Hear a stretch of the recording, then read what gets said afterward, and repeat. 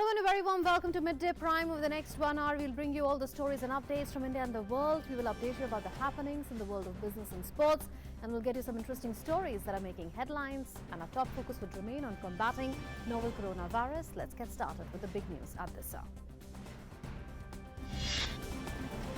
Prime Minister Narendra Modi interacts with representatives of media organizations of the country through video conferencing, discusses dissemination of information with regards to COVID-19 and related issues.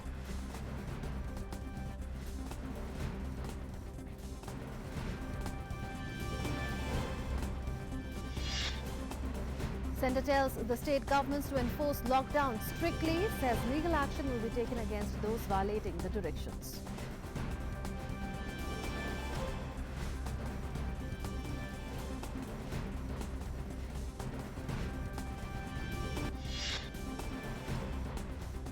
Prime Minister Narendra Modi says the people are not taking lockdown seriously, asks people to save themselves and their families, says people should abide by the instructions, asks state governments to ensure that rules and regulations are strictly followed.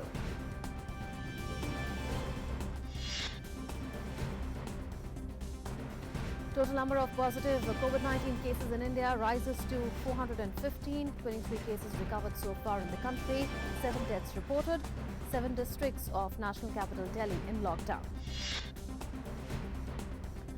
Centre asks states to shut down to fight coronavirus as 76 districts across the country hit lockdown button. Interstate buses, passenger trains and metro services stopped till the 31st of March. Centre urges states to take steps to mitigate hardship of the poor and downtrodden.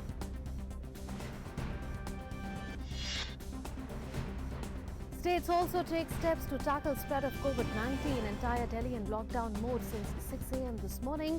Uttarakhand, Punjab, Chandigarh, Bihar, Jharkhand, Telangana, Andhra Pradesh, Nagaland and Rajasthan announced a shutdown till the 31st of March. 15 districts of Uttar Pradesh in lockdown mode. Complete Himachal Pradesh in lockdown as well.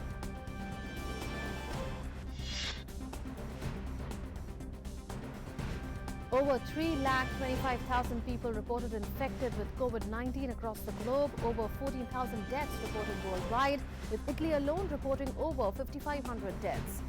Several countries continue to lock down to contain the spread of COVID-19 virus. 186 countries, regions report COVID-19 infections. Let's get started with our top story this afternoon. Prime Minister Narendra Modi today held a video conference with representatives of TV channels on the issue of information dissemination with regard to COVID-19 pandemic. PM has already appreciated the efforts of the media in communicating information and for public service messaging to the public. So that's the news that is coming in. Prime Minister has interacted with media representatives, urging them to spread awareness on COVID-19 pandemic.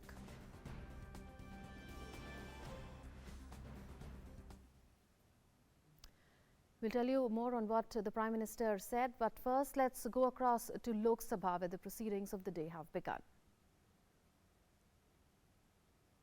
जो सदस्य इसके पक्ष में हाँ कहें, जो सदस्य विरोध में ना कहें, मेरे विचार में निर्णय हाँ वालों के पक्ष में हुआ, हाँ वालों के पक्ष में खंड श्री यथा संशोधित विधेयक का अंग बना। माननीय मंत्री जी संशोधन संख्या प्रस्तुत करें 2 से 4। So I move the amendment. प्रश्न है कि माननीय मंत्री जी द्वारा प्रस्तुत संशोधन संख्या 2 से 4 को स्वीकृत किया जाए। जो सदस्य इसके पक्ष में हाँ कहें, जो सदस्य के विरोध में ना कहें, मेरे विचार में निर्णय हाँ वालों के पक्ष में हुआ, हाँ वालों के पक्ष में संशोधन स्वीकृत हुआ। N.K. प्रेमचंद्र जी संशोधन संख्या 64 और 65। Sir, let me take 1 minute, sir. Sir, last week also. Sir, this is my amendment, sir. Sir, last week also we have raised the issue. We are ready to pass the finance bill without discussion. I fully agree with the all party leaders meeting. But last week and the week before that also, I have raised a point of order regarding the same issue. After guillotining all demands of grants, let the finance bill be discussed and it will be passed. It is quite unfortunate to note that the finance bill has been postponed like anything. And to the last moment, this moment, I think that you are not taking serious about the observations from this side. because 2 times I have raised the point of order regarding the same issue. Now we are, yes sir, now we are forced to pass it. Now, one second. I am not disputing everything. We are fully cooperating with the government, but with a strong objection. Sir, 41 amendments have been brought here, and a new part has been introduced in the finance bill. 41 amendments to the Income Tax Act of 1961, and also Part 4A, a new part is also being incorporated in the finance bill. We are not having the opportunity to have a discussion, means it is quite unfair on the part of the right of the members is concerned. And now the moment, the clause 4, that is, government has moved, I will conclude. Government has already moved 3 amendments. My amendment is regarding NRI's amendment is the original position has to be restored. That means 182 days. That is to be restored regarding the non-resident Indians. I am moving that amendment. नहीं अध्यक्ष जी, मैं जो अभी floor leaders की बैठक हुई थी उसमें ये तय हुआ था ना कि एक्स्ट्रा ऑर्डिनरी सिचुएशन है, बिना डिस्कशन पास।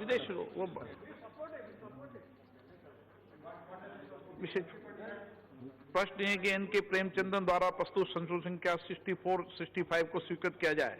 जो सदस्य इसके पक्ष में हाँ कहें, जो सदस्य विरोध में ना कहें। मेरे विचार में निर्णय ना वालों के पक्ष में, ना वालों के पक्ष में संशोधन अस्वीकृत हुआ। प्रश्न है कि खंड 4 यथा संशोधित विधेयक का अंग बने। जो सदस्य इसके पक्ष में हाँ कहें, जो सदस्य विरोध में ना कहें। मेरे विचार में निर्णय हाँ वालों के पक्ष में, हाँ वालों के पक्ष में खंड 4 यथा संशोधित विधेयक का अंग बना। प्रश्न है कि खंड 5 और 6 विधेयक का अंग बने। जो सदस्य इसके पक्ष में हाँ कहें, जो सदस्य इसके विरोध में ना कहें। मेरे विचार में निर्णय हाँ वालों के पक्ष में, हाँ वालों के पक्ष में खंड 5 और 6 विधेयक का अंग बना। माननीय मंत्री जी, अब संशोधन संख्या 5 से 16। So I move the amendments. मैं आपको इसको पास करने के लिए आपको मौका दूंगा। प्रश्न है कि माननीय मंत्री जी द्वारा प्रस्तुत संशोधन संख्या 5 से 16 को स्वीकृत किया जाए। जो सदस्य इसके पक्ष में हाँ कहें, जो सदस्य इसके विरोध में ना कहें। मेरे विचार में निर्णय हाँ वालों के पक्ष में हुआ, हाँ वालों के पक्ष में संशोधन स्वीकृत हुआ। प्रश्न है कि खंड 7 यथा संशोधित विधेयक का अंग बने। जो सदस्य इसके पक्ष में हाँ कहें, जो सदस्य के विरोध में ना कहें। मेरे विचार में निर्णय हाँ वालों के पक्ष में हुआ, हाँ वालों के पक्ष में खंड 7 यथा संशोधित विधेयक का अंग बना। प्रश्न है कि खंड 8 विधेयक का अंग बने। जो सदस्य इसके पक्ष में हाँ कहें, जो सदस्य विरोध में ना कहें। मेरे विचार में निर्णय हाँ वालों के पक्ष में हुआ, हाँ वालों के पक्ष में खंड 8 विधेयक का अंग बना। माननीय मंत्री जी, संशोधन संख्या 17। I move the amendment, sir. प्रश्न है माननीय मंत्री जी द्वारा प्रस्तुत संशोधन 17 को स्वीकृत किया जाए। जो सदस्य इसके पक्ष में हाँ कहें, जो सदस्य इसके विरोध में ना कहें। मेरे विचार में निर्णय हाँ वालों के पक्ष में, हाँ वालों के पक्ष में संशोधन स्वीकृत हुआ। प्रश्न है कि खंड 9 यथा संशोधित विधेयक का अंग बने। जो सदस्य इसके पक्ष में हाँ कहें, जो सदस्य के विरोध में ना कहें। मेरे विचार में निर्णय हाँ वालों के पक्ष में हुआ, हाँ वालों के पक्ष में खंड 9 यथा संशोधित विधेयक का अंग बना। प्रश्न है कि खंड 10 से 39 विधेयक का अंग बने। जो सदस्य इसके पक्ष में हाँ कहें, जो सदस्य के विरोध में ना कहें। मेरे विचार में निर्णय हाँ वालों के पक्ष में हुआ, हाँ वालों के पक्ष में खंड 10 से 39 विधेयक का अंग बना। माननीय मंत्री जी, संशोधन संख्या 18। So I move the amendment, sir. प्रश्न है कि माननीय मंत्री द्वारा प्रस्तुत संख्या 18 को स्वीकृत किया जाए। जो सदस्य इसके पक्ष में हाँ कहें, जो सदस्य के विरोध में ना कहें। मेरे विचार में निर्णय हाँ वालों के पक्ष में, हाँ वालों के पक्ष में संशोधन स्वीकृत हुआ। प्रश्न है कि खंड 40 यथा संशोधित विधेयक का अंग बने। जो सदस्य इसके पक्ष में हाँ कहें, जो सदस्य विरोध में ना कहें। मेरे विचार में निर्णय हाँ वालों के पक्ष में हुआ, हाँ वालों के पक्ष में खंड 40 यथा संशोधित विधेयक का अंग बना। प्रश्न है कि खंड 41 और 42 विधेयक का अंग बने। जो सदस्य इसके पक्ष में हाँ कहें, जो सदस्य विरोध में ना कहें। मेरे विचार में निर्णय हाँ वालों के पक्ष में हुआ, हाँ वालों के पक्ष में खंड 41 और 42 विधेयक का अंग बना। माननीय मंत्री जी, संशोधन संख्या 19 और 20। हाँ sir, I move the amendments. प्रश्न है माननीय मंत्री जी, प्रस्तुत संख्या 19 और 20 को स्वीकृत किया जाए। जो सदस्य इसके पक्ष में हाँ कहें, जो सदस्य के विरोध में ना कहें। मेरे विचार में निर्णय हाँ वालों के पक्ष में, हाँ वालों के पक्ष में संशोधन स्वीकृत हुए। प्रश्न है कि खंड 43 यथा संशोधित विधेयक का अंग बने। जो सदस्य इसके पक्ष में हाँ कहें, जो सदस्य विरोध में ना कहें। मेरे विचार में निर्णय हाँ वालों के पक्ष में हुआ, हाँ वालों के पक्ष में खंड 43 यथा संशोधित विधेयक का अंग बना।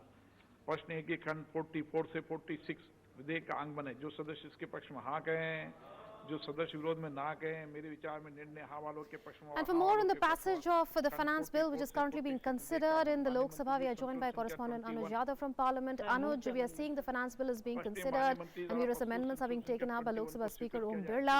Can we expect this bill to be passed by Parliament today and the session to conclude as well?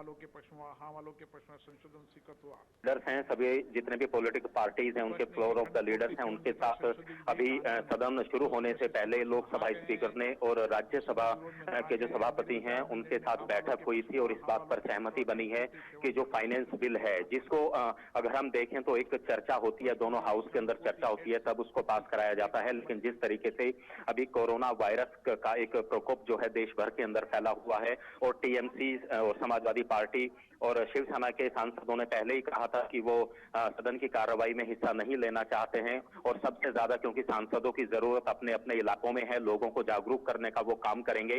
इस बात को ध्यान में रखते हुए आज इस फाइनेंस बिल को सीधे जो है सदन में रखकर पास किया जा रहा है और इसके बाद जो है लोकसभा में पास होने के बाद मुनमुन इस बिल को राज्यसभा में भेजा जाएगा। राज्यसभा में भी कोई चर्चा नहीं होगी, वहां से भी इसको पास कर दिया जाएगा। Right, Anuj, so you are telling us that the bill is currently being considered in the Lok Sabha. This is likely to go to the Rajya Sabha. There's already an agreement that has been reached between various political parties, between the government and the opposition in meetings that were convened by the Lok Sabha Speaker and the Rajya Sabha Chairman, that after the passage of the finance bill in both houses of parliament, the session would conclude in wake of the situation arising due to COVID-19, with MPs saying that they want to work in their constituencies in order to spread awareness on this. Anuj, if you could explain to our viewers why it is important to get the finance bill passed, because even if you look at the Delhi Assembly, there also there is a discussion going on there in order to get the bills passed, because the financial year begins from the 1st of April. How important is it for the finance bill to be passed, which is why the focus on its passage now? देखिए, बिल्कुल finance bill को देखिए दोनों सदनों में पास करना जरूरी होता है, क्योंकि ये फाइनेंस से जुड़े हुए मुद्दे हैं और इसमें विपक्ष की जो अपनी ऑब्जर्वेशंस हैं, उनके जो अलग अलग संशोधन वो लेकर आते हैं। जो फाइनेंस बिल होते हैं, चाहे वो लीडर ऑफ द अपोजिशन हो या बाकी जितने राजनीतिक दल हैं, जो फ्लोर ऑफ द लीडर्स हैं, वो अपने संशोधन लेकर आते हैं और उन संशोधनों पर फिर चर्चा की जाती है। तो निश्चित तौर पर फाइनेंस बिल, क्योंकि 1 अप्रैल से नया वित्त वर्ष शुरू हो जाता है, ऐसे में इसको पास करना जरूरी होता है आगे साल भर के जितने भी वित्तीय जो कार्य हैं उनको चलाने के लिए। लेकिन क्योंकि अब ये सहमति बनी है, क्योंकि फाइनेंस बिल को पास कराना देश हित के लिए भी जरूरी होता है, इस वजह से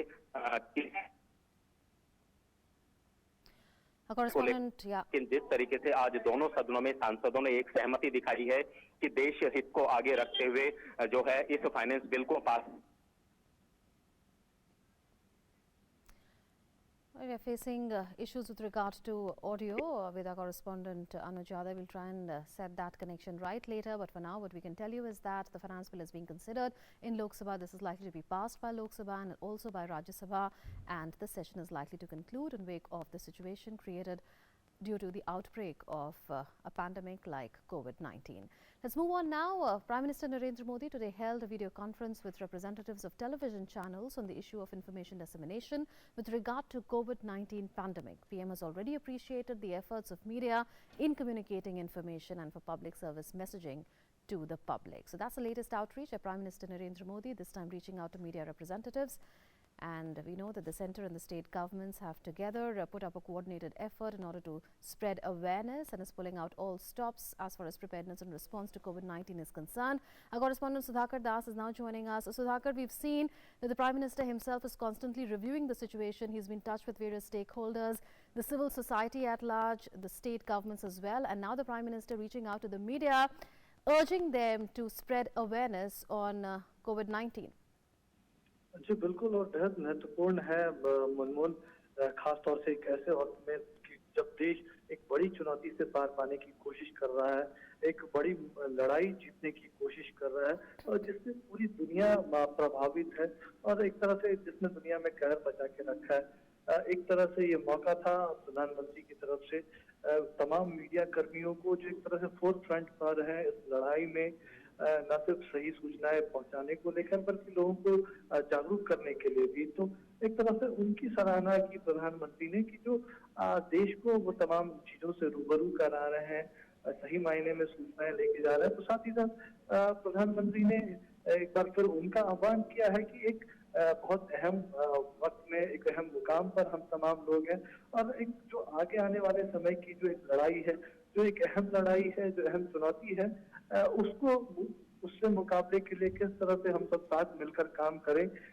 वो कैसे संभव बना है उसकी बात हुई। निश्चित तौर पर इस अहम बैठक में तमाम जो मीडिया हाउसेस हैं, खासतौर से इलेक्ट्रॉनिक मीडिया के रिप्रेजेंटेटिव्स थे, जिसमें नेशनल मीडिया तो थी ही मुनमुन, साथ ही साथ जो रीजनल मीडिया हाउसेस एक तरह से कह सकते हैं कि जो रीजनल लैंग्वेजेस में भी लोगों तक कार्यक्रम पहुंचाते हैं, समाचार सूचनाएं पहुंचाते हैं, तो उनका भी प्रतिनिधित्व था। तो एक तरह से पूरे देश को प्रभावित करने की, पूरे देश को जागरूक करने की क्षमता जो मीडिया रखता है, उनसे भी प्रधानमंत्री ने सहयोग मांगा है। उनके काम की अब तक जो काम उन्होंने किया इस मोर्चे पर, उसकी तारीफ करते हुए क्या डूज एंड डोंट्स हो सकते हैं इस बड़े मौके पर। सरकार जो जरूरी सूचनाएं साझा कर रही है, उन जरूरी सूचनाओं को हर एक व्यक्ति तक कैसे पहुंचाया जाए। अगर लॉकडाउन के लिए आदेश दिया गया है, तो लॉकडाउन के आदेश का पालन करना क्यों जरूरी है। साइंटिस्ट, वैज्ञानिक या फिर जो हमारे डॉक्टर्स कह रहे हैं सोशल डिस्टेंसिंग की बात, उसका पालन कितना जरूरी है। तो साथ ही साथ जो तमाम चीजों को लेकर लोगों को अवेयर करने की बात है, सही सूचना पहुंचाने की बात है, फेक न्यूज, मिस इन्फॉर्मेशन से अवेयर करने की बात है। उन तमाम मोर्चों पर मीडिया कर्मी, इलेक्ट्रॉनिक मीडिया क्या बड़ी भूमिका निभा सकता है, उस मुद्दे को लेकर चर्चा हुई और प्रधानमंत्री ने रिप्रेजेंटेटिव्स जो भी मौजूद थे इस वीडियो कॉन्फ्रेंसिंग के जरिए इस बैठक में जुड़े थे, उनसे खासतौर से सुझाव मांगे। वो किस तरह की भूमिका देखते हैं, वो किस तरह से बड़े वक्त में सरकार के साथ चल सकते हैं, सरकार की मदद कर सकते हैं। वो काफी महत्वपूर्ण, उसमें हमें बताया गया, काफी महत्वपूर्ण सुझाव आए, काफी महत्वपूर्ण जानकारियां दी गई और उस पर अमल भी होगा। एक तरह से प्रधानमंत्री ने तारीफ तो की, लेकिन साथ ही साथ उनको भी सजग रहने के लिए आह्वान किया, क्योंकि आप मीडिया कर्मी एक तरह से फोर फ्रंट पे हैं, सीधे ऐसे तमाम लोगों से मिलते हैं जो काम कर रहे हैं, जो प्रभावित हुए हैं। तो अपना भी ध्यान रखें, अपना भी ख्याल रखें। ये भी एक बड़ा संदेश प्रधानमंत्री की तरफ से दिया गया। काफी महत्वपूर्ण बैठक रही और अलग अलग सेक्टर से जो लगातार प्रधानमंत्री बातचीत कर रहे हैं। इससे पहले मनमोहन हमने देखा, उन्होंने दवा विक्रेताओं से, दवा निर्माताओं से, जो फार्मा सेक्टर के लोगों से बातचीत की थी। आने वाले समय में वो चाहे ट्रेड ऑर्गेनाइजेशन हो या डॉक्टर्स हो या तमाम तरह के इस तरह के लोगों से वो बातचीत करने वाले हैं, संवाद करने वाले हैं और वो लगातार निगरानी कर रहे हैं, पर्सनल एक अटेंशन दे रहे हैं। जो उनको अपने देश के तमाम लोगों की चिंता है, वो चिंता भी इस बैठक के दौरान झलकी और उस चिंता को उन्होंने साझा किया। उन्होंने कहा कि लोगों को जरूर बताइए कि ये बड़ी चिंता है, इस बड़ी चिंता को समझने की जरूरत है, लेकिन डरने की जरूरत नहीं है, पैनिक होने की जरूरत नहीं है। साफ सफाई बरतने की, सावधानी बरतने की जरूरत है, सोशल डिस्टेंसिंग की जरूरत है, लेकिन पैनिक होने की जरूरत नहीं।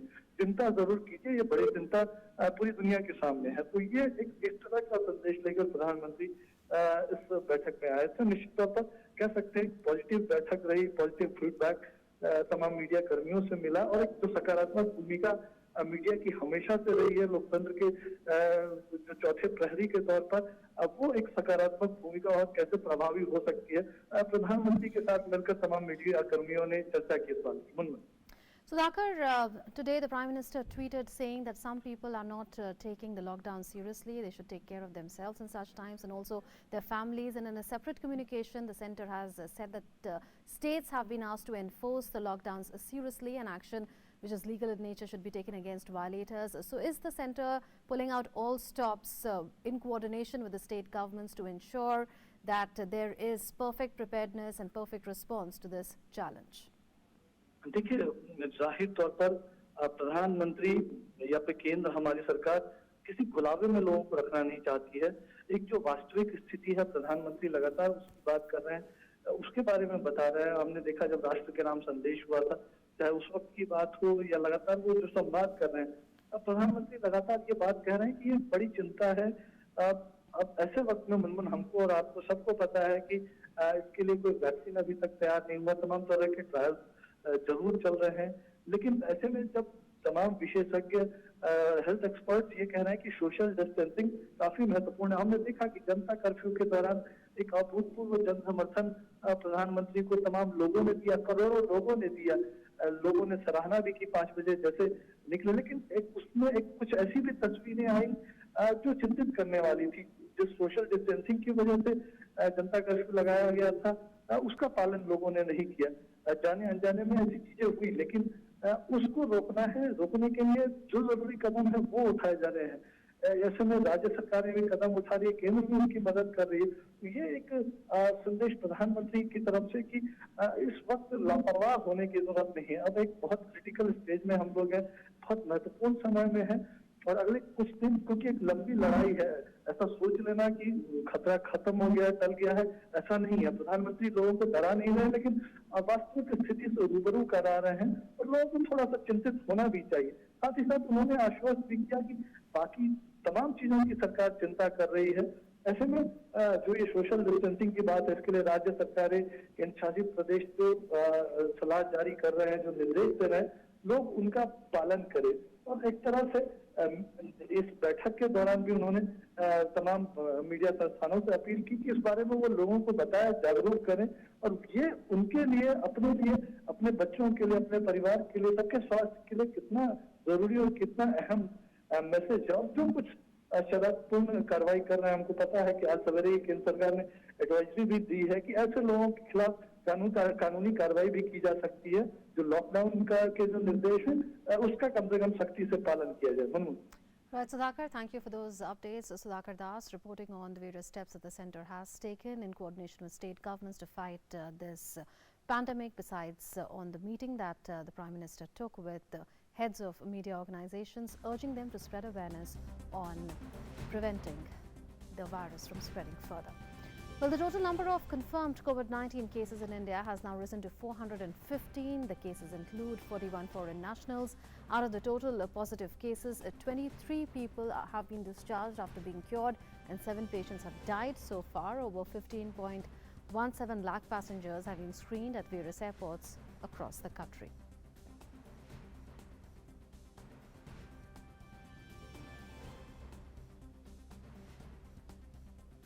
And our correspondent Nitendra Singh is joining us for more on this. Nitendra, we've seen day after day that the centre is taking no chances. The Union Health Minister heads the GOM that is regularly taking decisions, reviewing the situation. Fresh advisories are being issued.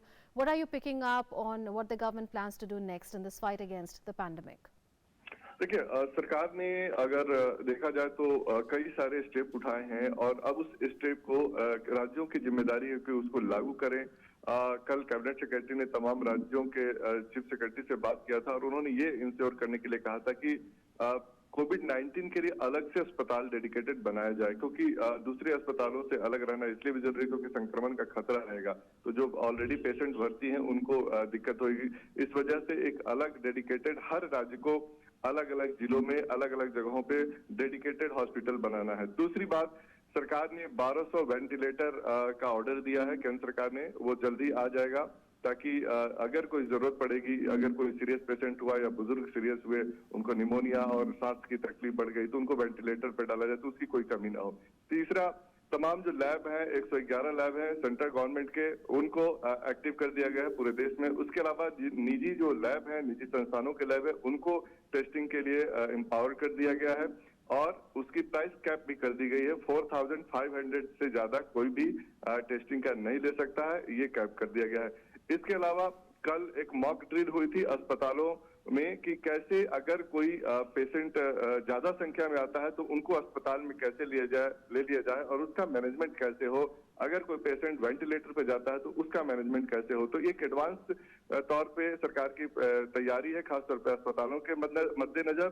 लेकिन जो सबसे बड़ी बात है कि जो सरकार ने 75 से अधिक जिलों को पहचान किया है जहां पर कोरोना वायरस के संक्रमण के मामले हैं, उनको पूरी तरीके से लॉकडाउन कर दिया गया है, और सरकार ये लोगों से अपील कर रही है, और बार बार हम भी अपने दर्शकों से अपील करें कि घरों में रहें, कृपया घरों में रहें, लॉकडाउन का पालन करें, जो सरकार के दिशा निर्देश है उसका पालन करें, वो आपके सेहत के लिए ठीक रहेगा। Nitendra, is the government then focusing on prepping up its health infrastructure across the country, asking private hospitals, even medical educational institutions to set aside isolation beds, quarantine facilities, some ventilators for which orders you've told us have already been given, and more testing laboratories besides the 75 that have already been licensed by the government for this. बिल्कुल मैंने बताया अभी मुस्लिम की 111 जो lab हैं वो government के lab हैं, वहाँ पे टेस्टिंग फैसिलिटी को एक तरह से अप्रूवल मिल गई है कि वो सभी जगहों पे टेस्टिंग करेंगे और ये पूरे देश में है, चाहे वो हम कश्मीर से कन्याकुमारी तक बात करें या फिर कोहिमा से गुजरात, ये तमाम इलाकों में अलग अलग इलाकों में फैले हुए NIB पुणे के नेतृत्व में और ये ICMR के ये लैब हैं। इसके अलावा जो 50 से अधिक प्राइवेट लैब हैं जो मान्यता प्राप्त हैं, जिनको सरकार ने मान्यता दी हुई है और उनको भी ये सुविधा दी गई है कि अगर ज्यादा लोगों को जरूरत पड़ेगी टेस्टिंग के लिए तो वो कर सके, ताकि लोगों को दिक्कत ना हो किसी की जांच में या फिर कोई तरह से बैकलॉग क्रिएट ना हो। इसके अलावा जो डेडिकेटेड हॉस्पिटल की बात की गई कोविड-19 के लिए, राज्यों को बोला गया कि वो बनाए और उनको निर्देश दिया गया है और आज शाम 4 बजे एक प्रेस कॉन्फ्रेंस होगा, उसमें और भी डिटेल बताया जाएगा कि और क्या सरकार कदम उठा रही है और जो राज्यों से उन्होंने बोला है दिशा निर्देश का पालन करने के लिए उतना किन किन राज्यों ने ये फैसिलिटी बनाई है। Narendra, so you're telling us that at 4 this evening we expect a press conference which the Health Ministry officials are taking regularly, giving information on the timely updates that the Health Ministry is giving to people on how it's combating novel coronavirus going forward. Narendra, we've also seen a very coordinated effort as far as evacuation of Indians are concerned. Several Air India flights and also Indian Armed Forces have also pressed into service some flights. I understand as far as evacuation is concerned, several Indians have been evacuated from various countries, Iran, Italy, etc. So is there a simultaneous focus on that as well? बिल्कुल तकरीबन 2000 भारतीय नागरिकों को लाया गया है दुनिया के अलग अलग हिस्सों से, खासतौर पे ईरान से अभी हाल ही में और इटली से, रोम से, मिलान से लोगों को, छात्रों को खासतौर पे निकाला गया है और उनको ITBP और आर्मी के जो फैसिलिटी सेंटर है वहां पर अलग अलग कैटेगरी में बात करके उनको रखा गया और उनको 14 दिनों तक रखा जाएगा क्योंकि उनकी मॉनिटरिंग होगी कि कोई संक्रमण तो किसी में नहीं है, इसका ख्याल रखा जाएगा और वो जब 14 दिन की टाइम पूरा कर लेंगे तब फिर उनको घर भेजा जाएगा। तो ये प्रक्रिया भी जारी है। बाकी दूसरे हिस्सों में भी सरकार जैसे जैसे जरूरत पड़ रही है वहां अपने नागरिकों को निकालने की कोशिश कर रही है और ये प्रक्रिया लगातार जारी है। अभी कुछ दिन पहले भी मिलान से या फिर और भी कुआलालंपुर से रिक्वेस्ट आई थी, तो उसको एक तरह से स्वास्थ्य मंत्रालय के कोऑर्डिनेशन के साथ जो विदेश मंत्रालय के जो अधिकारी हैं वो कोऑर्डिनेट कर रहे हैं और उन तमाम जो लोग हैं फंसे हुए हैं दुनिया के अलग अलग हिस्सों में जो अपने भारत के नागरिक हैं उनको लाने का सरकार प्रयास कर रही है। Narendra, there's also a focus in government's directives or its advisories to states on capacity building and ensuring that the staff in hospitals are trained to tackle such cases. Any update that you are getting on whether such capacity building exercises and training exercises are underway of health personnel in states? जी बिल्कुल 17 जनवरी को जब पहली advisory जारी की गई थी केंद्र की तरफ से सभी राज्यों को, तो उसमें इस बात का निर्देश दिया गया था कि आप अपने कैपेसिटी को बढ़ाएं। इसी कॉन्टेक्स्ट में कई ऐसे ट्रेनिंग प्रोग्राम चले केंद्र सरकार के, खासतौर पे स्वास्थ्य मंत्रालय ने राज्यों के साथ ट्रेनिंग कोर्सेज किया और अभी संडे को एक बड़ा वीडियो कॉन्फ्रेंसिंग के जरिए ट्रेनिंग हो रही थी। एम्स के डॉक्टर, प्लमिनरी के डॉक्टर ट्रेन कर रहे थे 800 से अधिक देश भर के डॉक्टरों को, पैरामेडिकल जो स्टाफ है उनको, कि कैसे वेंटिलेटर को, पेशेंट को मैनेजमेंट किया जाए। अगर किसी की तबीयत ज्यादा खराब हो जाती है, उनको ICU में ले जाना पड़ता है या फिर वेंटिलेटर पर ले जाने की जरूरत पड़ी तो उनको कैसे मैनेजमेंट किया जाए। तो तकरीबन पहले बैच में 800 से अधिक डॉक्टरों को ट्रेन किया गया पूरे देश भर के। दूसरी बैच को भी ट्रेन करने की प्रक्रिया जारी है।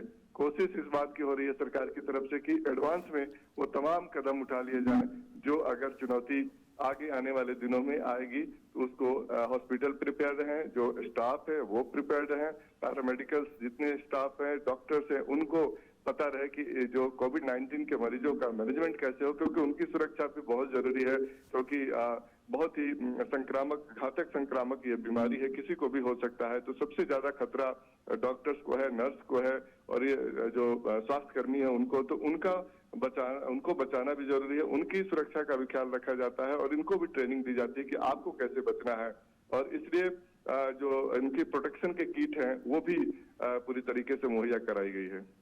Absolutely, Nitendra. Thank you for those inputs on what the Health Ministry is doing in order to combat novel coronavirus.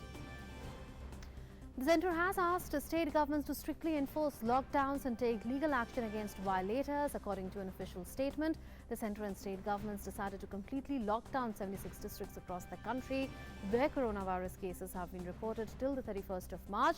In view of the need to contain the spread of the deadly COVID-19, it was agreed that there was an urgent need to extend the restrictions on movement of non-essential passenger transport. Delhi has been locked down from 6 a.m. today and will continue till the midnight of the 31st of March. Some other states have also enforced lockdowns. Delhi's borders will remain sealed during the lockdown, but essential services related to health, food, water and power supply will continue, and 25% of DTC buses will run to transport people associated with essential services.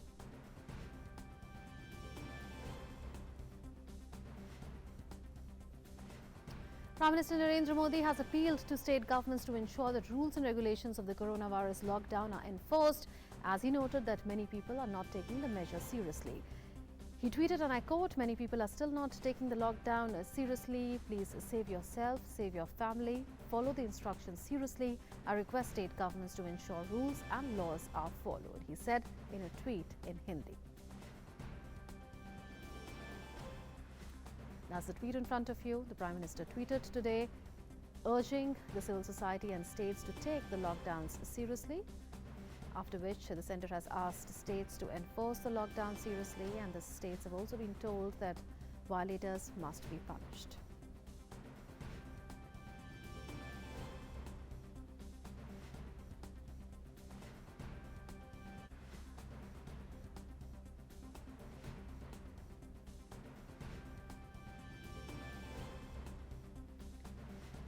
Well, the Punjab government has imposed full curfew in the state after review meeting with Chief Secretary and other higher officials. After reviewing the situation with the Chief Secretary and DGP, the Chief Minister announced full curfew with no relaxations.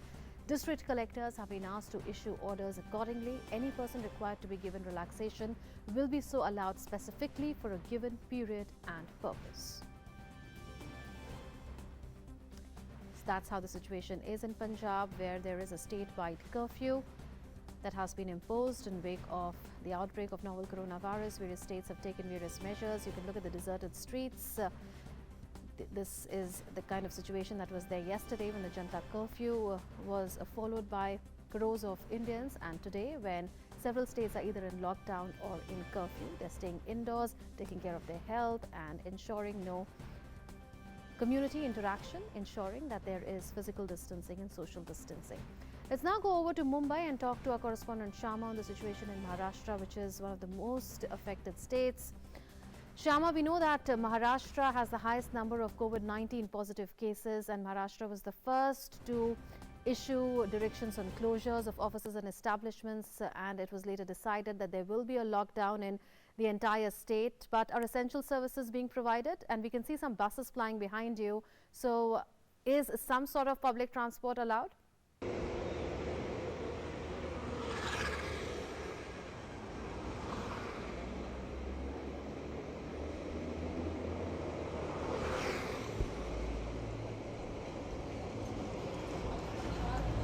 Well, yes, Maharashtra, we did see, since you've already mentioned, the Maharashtra state has the highest number of positive COVID-19 cases. Today, State Health Minister Rajesh Tope did mention and inform that the total cases of positive COVID-19 has reached to 89, and the 14 new cases are from Mumbai and 1 from Pune.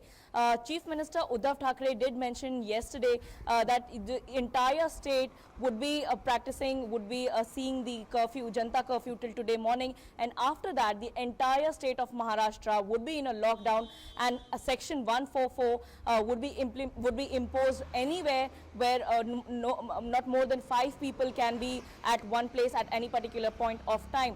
You asked about essential services. Yes, I would like to show you that the buses are plying on the road. The essential services does include all the stores that includes the medical, chemist, the grocery shops, because people need to buy their daily essentials. And we had also urged people not to do panic buying, and because of which people are going out and buying that. What the entire scenario was there yesterday because of Janta curfew. Today we are seeing a different picture in Maharashtra, in Mumbai, and in different parts of the state, because people in large numbers are coming out and not practicing the lockdown in Maharashtra, because they are fearing that they would be, if they keep staying in the urban areas, it would affect them, and they are applying towards the rural areas or to their villages. So if you see the visuals, all the toll nakas, including the Mumbai, Pune, Mulund, these toll nakas are jammed with the vehicles, and later on the police personnel had to do they had to take a stringent action. They started checking out the vehicles, and if not found in any essential services, then the vehicles were asked to go back, to drive back to Mumbai, or the vehicles were not allowed to come inside Mumbai. More than that, people, because people are coming out of their homes, they are riding on their scooties, they're going in their vehicles, and they're also on the streets. So the police personnel, they had to go to from lane to lane, they had to go, and they had to keep announcing that if people found loitering on the streets for no reason, then investigation would be done. We also saw many visuals that were coming out from different nakas where the police bandi had been happening, and then people in all the vehicles were asked where they're going. If they're not found in essential services, then the investigation was done. So yes, all measures are being taken for fighting the menace of COVID-19, but the main part which is to be played is by the people, and they can only play a positive role by practicing and imposing the lockdown. Right, Shama, if you are tracking the trading activity, then can you give us an update on how the equity markets are doing there? Because trading, we know, on the Sensex was halted for 45 minutes, and after that, when trading began, we saw both the Sensex and Nifty plummet. What's the latest, if you can update us on that?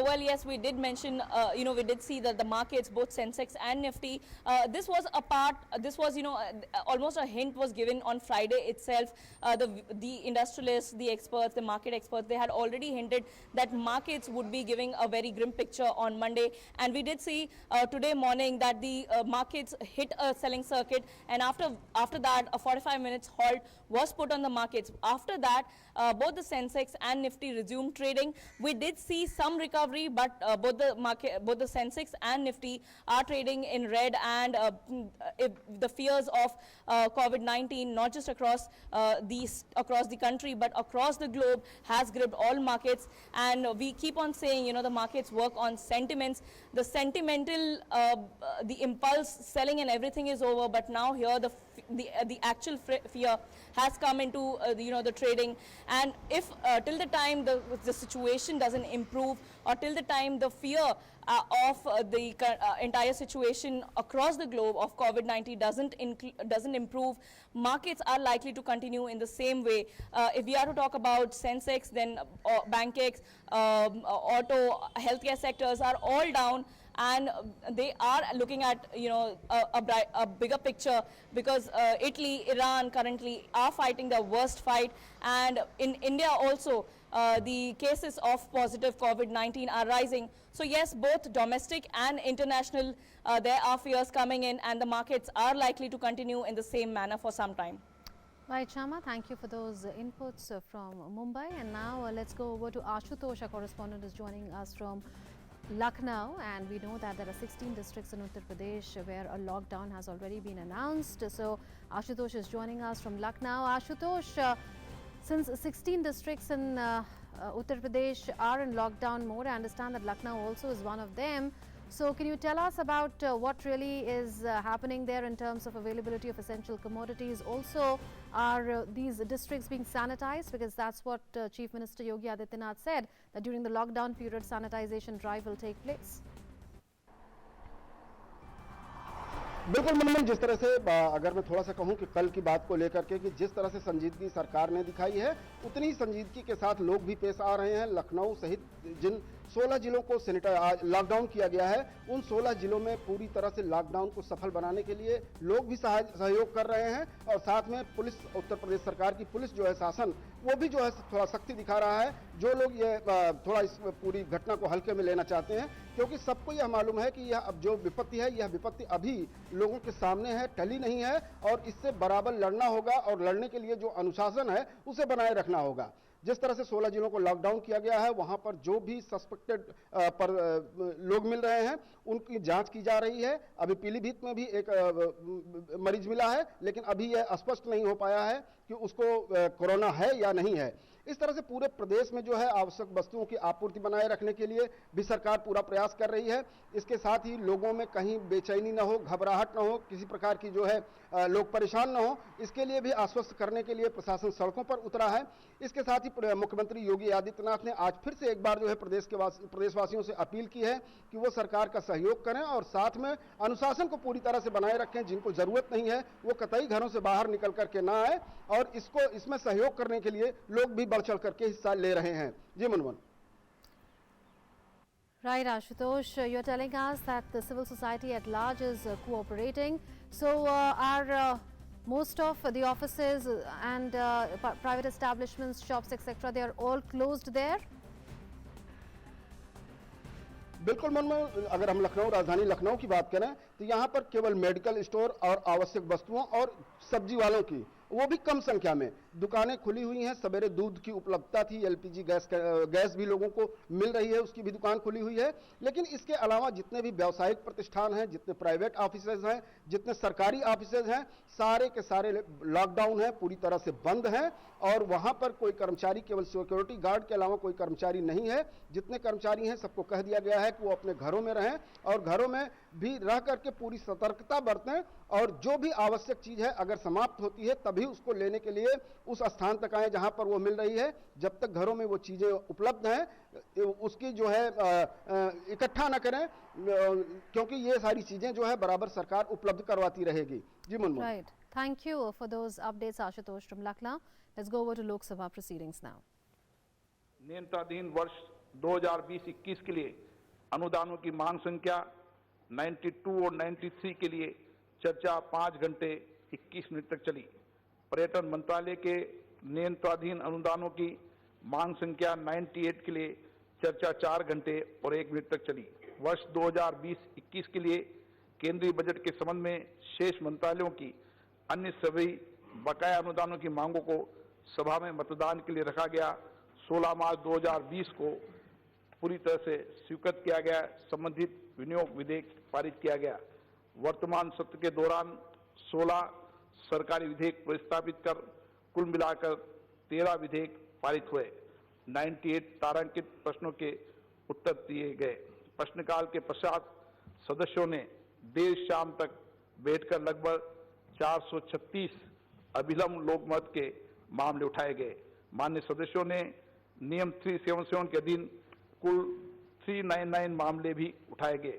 माननीय संसदीय कार्य मंत्री के सरकारी कार्य के संबंध में 2 वक्तव्यों सहित मंत्रियों ने विभिन्न महत्वपूर्ण विषयों पर 16 वक्तव्य दिए।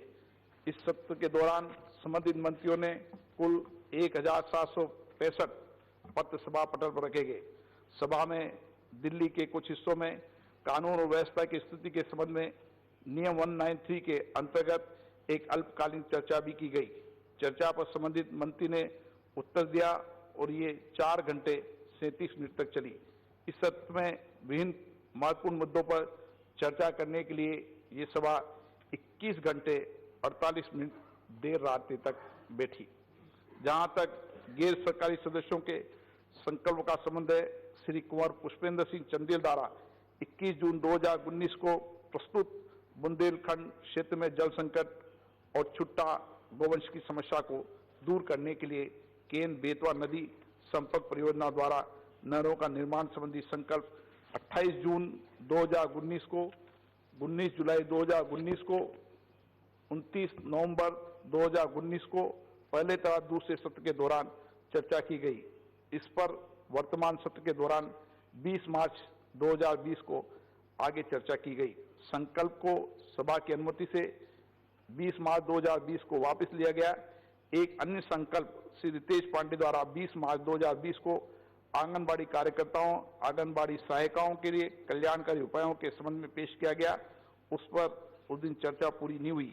मैं सभा के कार्यों को पूरा करने में सभापति तालिका में शामिल अपने माननीय सहयोगियों के प्रति योगदान के लिए आभार व्यक्त करता हूं।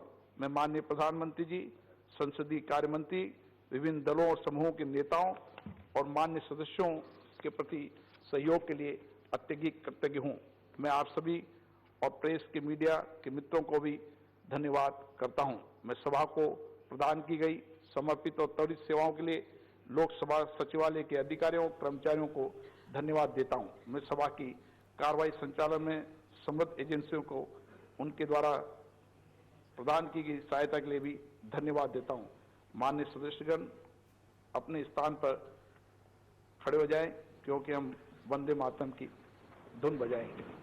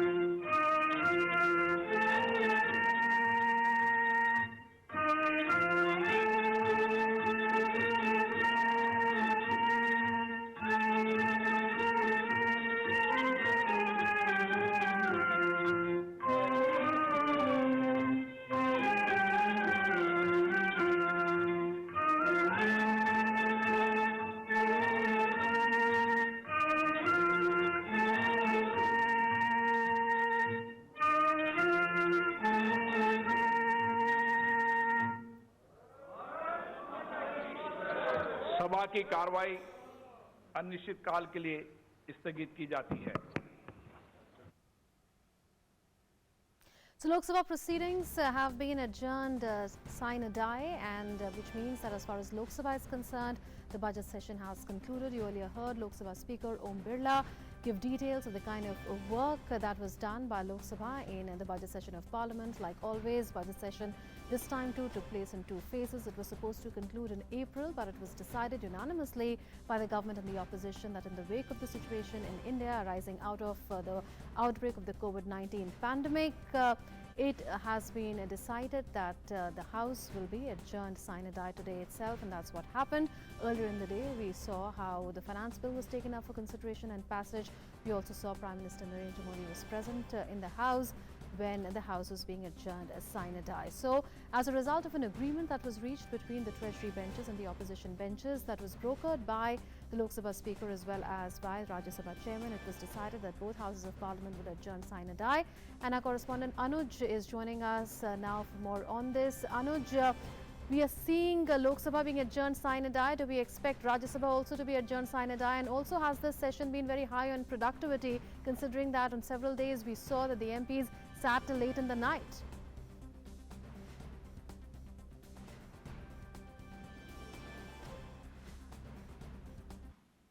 हुई रेल बजट को लेके भी जो उस पर है, दोनों ही जितने भी राजनीतिक दल हैं सत्ता पक्ष के साथ साथ सभी ने चर्चा, जिसमें 10 घंटे से ज्यादा की चर्चा हुई थी केंद्रीय बजट को लेकर। इसके अलावा आज फाइनेंस बिल को पास किया गया और कई ऐसे विधेयक थे जो जनता से जुड़े हुए विधेयक थे, उनको भी इस सत्र के दौरान पास किया गया। लेकिन अभी फाइनेंस बिल पास करने के बाद लोकसभा की कार्रवाई को अनिश्चित काल के लिए स्थगित कर दिया गया है।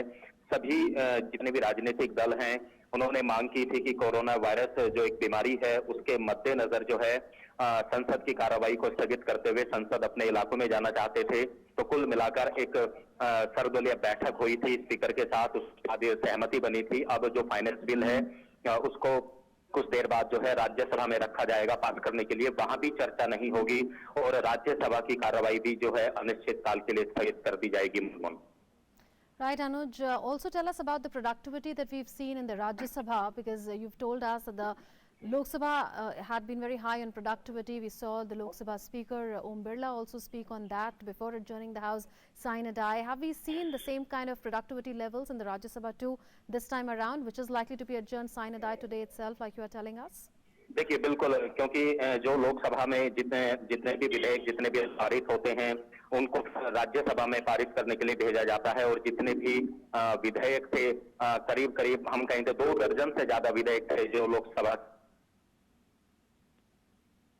पारित किया जाना था। हालांकि कुछ बिल अभी बचे हुए थे, लेकिन राज्यसभा की कार्रवाई भी अगर हम देखें, शुरुआत के अगर हम 2-3 दिन की बात करें, जो विपक्षी दलों ने हंगामा किया था कुछ अपने अपने मुद्दों को लेकर, उसके अलावा अगर हम देखें तो लोकसभा और राज्यसभा दोनों की ही कार्रवाई काफी अच्छे तरीके से चली है। दोनों ही सदनों के सभापति और स्पीकर ने अच्छे से कार्रवाई को चलाने की कोशिश की, और क्योंकि जितने भी जनता से महत्वपूर्ण बिल थे वो पास हुए, और हम जानते हैं कि रात को 10 बजे और 11 बजे तक भी सदन की कार्रवाई चली थी, और सबसे ज्यादा मकसद यही था लोकसभा स्पीकर का और राज्यसभा के चेयरमैन का कि जनता से जुड़े हुए जितने भी मसले हैं उनको जो है पास कर दिया जाए विधेयक के रूप में। दूसरी तरफ हम क्वेश्चन आवर की बात करें या शून्यकाल की बात करें, अपने अपने इलाकों से जितने भी सांसद हैं उन्हें मौका मिलता है मंत्रालयों इस मंत्रालय से जुड़े कार्य हुए हैं या फिर शून्यकाल के अंदर अपने इलाकों के मुद्दों को उठाने का समय मिलता है, वो दोनों ही सदनों के अंदर जो है हम देखते हैं, क्योंकि शून्यकाल के लिए और प्रश्नकाल के लिए 1-1 घंटे का समय दिया जाता है। आज की अगर हम बात छोड़ दें तो बाकी कोई ऐसा दिन नहीं था जिस दिन प्रश्नकाल और शून्यकाल को नहीं चलाया गया हो। तो कुल मिलाकर हम कह सकते हैं कि कोरोना वायरस के चलते जो एक महत्वपूर्ण फैसला संसद ने लिया है, उसके बाद जो है आज अनिश्चित काल के लिए तो निश्चित तौर पर संसद स्थगित हो गई है, लेकिन ऐसे समय में एकजुटता सभी की जरूरी है, और शायद आज एकजुटता का परिचय देते हुए फाइनेंस बिल पर चर्चा ना करने का फैसला किया गया था, और देश हित और समाज हित के अंदर उसे बिना चर्चा ही करने का जो फैसला लिया गया था। लोकसभा में फाइनेंस बिल पास हो चुका है और अब राज्यसभा में बिल जाएगा जो अगले 1 से 2 घंटे के अंदर वहां भी बिना चर्चा के पास होगा। Right, Anuj. Thank you for those updates from Parliament. Anuj reporting on how the Lok Sabha passed the finance bill and it's been adjourned sine die. The Rajya Sabha too is likely to take up and pass the finance bill today, and the Rajya Sabha too is likely to be adjourned sine die. And with that, the budget session will conclude. Meanwhile, the Prime Minister Narendra Modi today interacted with key stakeholders from electronic media channels to video conference to discuss the emerging challenges in light of the spread of COVID-19. Prime Minister thanked the media for understanding the gravity of the pandemic threat from day one and appreciated the role played by the channels in spreading awareness. He commended the dedication and commitment of the reporters, the camera persons and technicians who are working tirelessly in the field and in newsrooms across the country, calling their work as service to the nation. He also praised innovative ideas of some channels like making arrangements for anchoring from home. Terming COVID-19 a lifetime challenge, Prime Minister said that it needs to be tackled through new and innovative solutions. A long battle lies ahead of us, he said, whereby awareness for social distancing has to be spread and information about latest developments and key decisions needs to be communicated swiftly and professionally by the channels through easy-to-grasp language.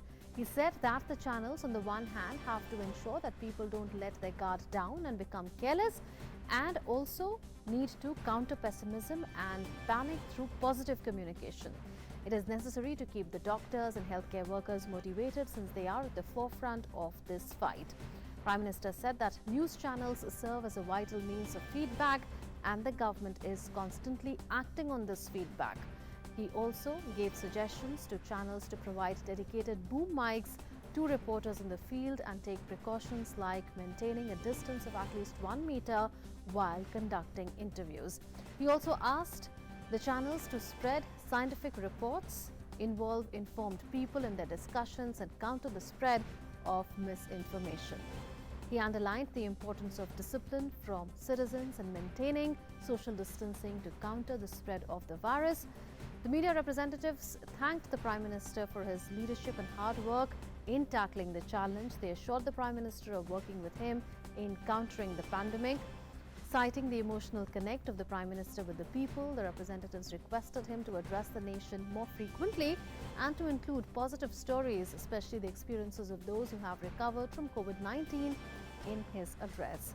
Prime Minister thanked them for suggestions and valuable inputs. He requested the channels to spread awareness about digital payment mechanisms to avoid the spread of the virus through currency notes. He also asked the channels to counter the spread of superstitions through scientific reportage. And our correspondent Sudhakar Das is now joining us for more on this. Sudhakar, more information is trickling in now on what really transpired in that video conference that the Prime Minister held with the heads of media organizations. So the Prime Minister lauded the kind of role that the media has been playing, also saying that they went in for innovative and out-of-the-box ideas with some anchors anchoring from home using digital platforms. जी बिल्कुल, और देखिए कल भी हमने मनमोहन देखा था जिस तरह से न सिर्फ एंकरिंग बल्कि रिपोर्टिंग भी घर से कैसे इनोवेटिव तरीके से हो सकती है। और डीडी न्यूज ने भी, दूरदर्शन के दर्शकों ने भी इन तमाम चीजों को देखा और उसकी सराहना प्रधानमंत्री ने की है। लेकिन सिर्फ सराहना नहीं की है, एक तरह से इस बैठक के दौरान उन्होंने चिंता भी की है उन तमाम रिपोर्टर्स, कैमरा पर्सन, टेक्नीशियंस की जो एक तरह से फोर फ्रंट पर है इस अहम लड़ाई में। और इसलिए उन्होंने कहा भी कि बूम माइक का इस्तेमाल किया जाए या फिर इंटरव्यू होते वक्त कम से कम 1 मीटर की दूरी पर रहा जाए। इस तरह की जो छोटी छोटी चिंता जो एक गार्जियन, एक अभिभावक कर सकता है, उस तरह की चिंता की है प्रधानमंत्री। और जो पूरा इंटरैक्शन अगर उसको आप देखें तो उस लिहाज से कह सकते हैं कि न सिर्फ प्रधानमंत्री ने ये एक अपील की है कि क्योंकि एक लाइफ टाइम चैलेंज प्रधानमंत्री ने इसको करार दिया है कि इस तरह का चैलेंज शायद ही व्यक्तियों की जिंदगी में आता है, लेकिन इसको एक मैच्योर तरीके से कैसे हैंडल किया जा सकता है, एक सजग तरीके से, जिम्मेदार तरीके से कैसे हैंडल किया जा सकता है, उसमें काफी महत्वपूर्ण भूमिका मीडिया की है। मीडिया के जो सारे स्टेक होल्डर्स की है, चाहे वो अवेयरनेस फैलाने की बात हो या फिर एक तरह से फीडबैक जो सरकार निर्देश जारी कर रही है उन निर्देशों पर पालन हो रहा है कि नहीं हो रहा है, अगर कहीं किसी तरह की कोई कमी है तो क्या कमी है तमाम चीजों के। प्रधानमंत्री ने कहा कि इस फीडबैक के आधार पर सरकार बड़े फैसले भी कर रही है, तो वो मीडिया के जरिए इंफॉर्मेशन, एजुकेशन, अवेयरनेस की जरूरत तो है, लेकिन वो कांस्टेंट फीडबैक की भी जरूरत है और सरकार उसको गंभीरता से देखती परखती है और उस पर अमल भी करती है। तीसरी जो एक महत्वपूर्ण बात प्रधानमंत्री ने ये भी कही कि एक तरह से जो साइंटिफिक रिपोर्ट है या साइंटिफिक जो पहलू है इसके, उसके बारे में भी लोगों को बताने की जरूरत है। लोग केयरलेस ना रहें, लोग चिंता जरूर करें इस बात की कि एक गंभीर चुनौती से हम चुनौती का सामना कर रहे हैं, एक मुश्किल परिस्थिति से गुजर रहे हैं, लेकिन लोग डरे ना, भयभीत ना हो। एक मुश्किल वक्त है, उस मुश्किल वक्त में मिलकर कैसे पार पाना है और उसमें क्या जरूरी चीजें हो सकती हैं, घर में रहकर सोशल डिस्टेंसिंग अपनाकर, इन तमाम चीजों को कैसे मीडिया कर्मी, सोशल मीडिया प्रमोट कर सकता है। और काफी संजीदा तस्वीरों के जरिए भी मुनमुन देख सकती है कि प्रधानमंत्री कितनी बड़ी चिंता कर रहे हैं और कितने संजीदा है और बार बार ये बात मैसेज लोगों को देने की कोशिश कर रहे हैं कि एक जो अहम औजार है, अहम हथियार है, अहम जो लड़ाई है, घर पर रह के सोशल डिस्टेंसिंग अपना के सिर्फ और सिर्फ अभी यही एक तरीका है जिससे इस चुनौती से हम पार पा सकते हैं। ये तमाम लोगों को समझना चाहिए और मीडिया अगर इस मैसेज को तमाम लोगों तक पहुंचाने में भूमिका निभा सके तो ये एक बहुत बड़ी बात होगी। Munmun. Sudhakar, so will it be appropriate to say that this was not one-way communication of ideas by the Prime Minister or the government to the media fraternity, but this was a free flow of exchange of information, ideas, feedback by both sides, with the Prime Minister, for instance, suggesting that reporters can be given the dedicated boom mics and that during interviews a distance of 1 meter be kept between the interviewer and the interviewee. And on the other hand, the media fraternity also requesting the Prime Minister that perhaps if he could include certain instances of how patients have recovered and their experiences in his future addresses.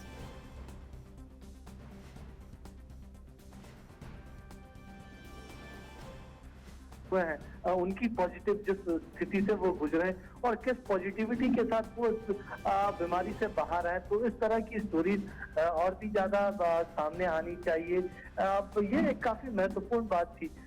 इसके लिए channels की तरफ से कहा गया, जो appeal भी की गई मीडिया कर्मियों की तरफ से कि प्रधानमंत्री राष्ट्र को और भी ज्यादा से ज्यादा संबोधित करें, बात करें, क्योंकि एक प्रधानमंत्री जब बात करते हैं तो वो पूरे देश को रीएश्योर करने वाला होता है। तो एक इस तरह का एक कह सकते हैं प्रधानमंत्री से आग्रह मीडिया कर्मियों की तरफ से किया गया। साथ ही साथ एक तरह से कह सकते हैं एक सुझाव ये भी आया कि ऑथेंटिक जो इंफॉर्मेशन है प्रसार भारती के जरिए एक प्रसार भारती बुलेटिन तैयार कर सकता है या अन्य उपायों के जरिए प्रसार भारती के जरिए ऑथेंटिक इंफॉर्मेशन लाया जाए सामने, और उसको बाकी मीडिया चैनल, बाकी मीडिया कर्मी भी उसको और भी तेजी से प्रसारित करने की कोशिश करेंगे। तो कई अहम आइडियाज आए हैं, और जैसा प्रधानमंत्री ने खुद कहा कि वो इन तमाम सुझावों को गंभीरता से देखेंगे, आगे बढ़ाएंगे, और उनकी हमेशा कोशिश रहती है कि मीडिया से जो फीडबैक मिले, जो ग्राउंड सिचुएशन मीडिया के जरिए उनको पता चलता है, वो बेहद गंभीरता से उसको लेते हैं, आगे बढ़ाते हैं, और उस पर कार्रवाई की जाती है, कदम उठाए जाते हैं सरकार की तरफ से। तो ये महत्वपूर्ण बात कही। तो एक बड़े स्टेक होल्डर के तौर पर मीडिया कर्मियों को देखा जा रहा है। और देखिए आज जरूर उन्होंने मीडिया कर्मियों से बात की। इससे पहले हमने देखा, मनमोहन आपको याद होगा कि मैन्युफैक्चरिंग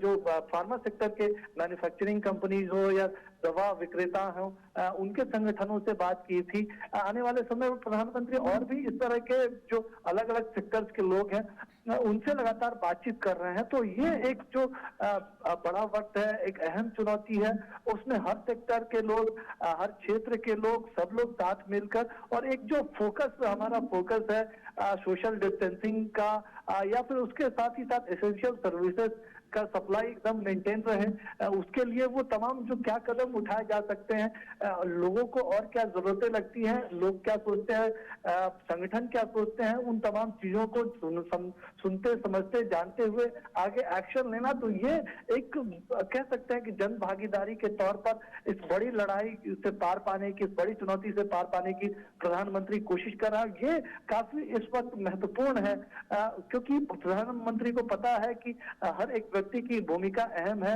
हर एक सेक्टर की भूमिका अहम है, हर एक सुझाव अहम है, और वो इस लिहाज से ये जो बातचीत कर रहे हैं, ये जो संवाद कर रहे हैं, ये जो सारे स्टेक होल्डर्स को एक साथ लेकर चलने की कोशिश कर रहे हैं, उनको पता है कि इसी रास्ते के जरिए इस अहम लड़ाई में आगे बढ़ा जा सकता है। Absolutely. So media is a crucial stakeholder as far as spreading awareness on preventing the further spread of COVID-19 is concerned, and this interaction that the Prime Minister had with heads of media organizations thus becomes important in that light. Thank you, Sudhakar, for those updates. And with that, we come to the close of this edition of Midday Prime. News and updates will continue on DD India and DD News.